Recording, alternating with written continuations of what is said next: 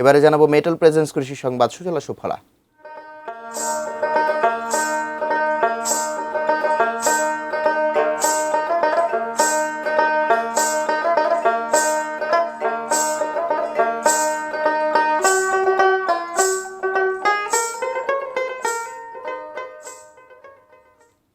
রাঙামাটিতে দিন দিন জনপ্রিয় হয়ে উঠছে বিলাতি ধনিয়ার চাষ।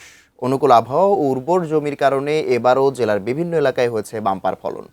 রাঙামাটি সদর উপজেলার সাপছড়ি, মানিকছড়ি, ঘাগড়া সহ জেলার বেশ কয়েকটি এলাকায় বাণিজ্যিকভাবে বিলাতি ধনিয়ার আবাদ হয়েছে। কম সময়ে এবং কম খরচে ভালো ফলন পাওয়ায় এই ফসলের প্রতি আগ্রহ বাড়ছে কৃষকের। তবে বাজারের প্রত্যাশিত দাম না পেয়ে চিন্তিত কৃষক। উৎপাদন খরচ ওঠানো নিয়েই অনিশ্চয়তায় পড়েছেন তারা। বাজারজাতকরণ ও সংরক্ষণের কার্যকর ব্যবস্থা না থাকায় প্রতি বছরই তারা ন্যায্য মূল্য থেকে বঞ্চিত হন। জেলা কৃষি দপ্তরের কর্মকর্তারা বলছেন, বিলাতি ধনিয়া কোনো লক্ষ্যমাত্রা ভিত্তিক ফসল নয়। কৃষকরা নিজ উদ্যোগে এর আবাদ করে থাকেন। তবে জেলার মাটি ও আবহাওয়া এ ফসলের জন্য অত্যন্ত উপযোগী হওয়ায় প্রতি বছরই চাষের পরিমাণ বাড়ছে।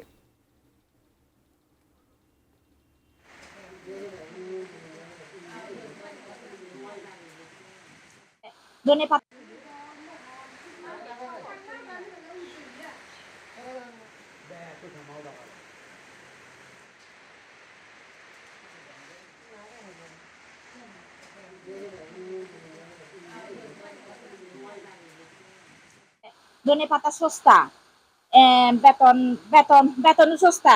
একদিনে কাজ করে শুধু 300 টাকা বেতন। সারের খরচ আছে, ওষুধের দাম, সারের দাম বেশি, তারপরে পাতা সস্তা, দিন মজুরির দাম বেশি। মধ্যস্বত্বভোগীর যে একটা বিষয় আছে, যেখানে চাষিরা আবাদ করতেছে, ওখান থেকে আপনার বাজার পর্যন্ত যে ক্যারিং কস্ট, এর সঙ্গে হয়তো আদার্স কিছু বিষয় থাকতে পারে যেটা হয়তো আনছিন, এটা ব্যাখ্যা করার সুযোগ নাই। এই কারণে হয়তো আপনার চাষিরা দামটা ঠিক মতো পাচ্ছে না।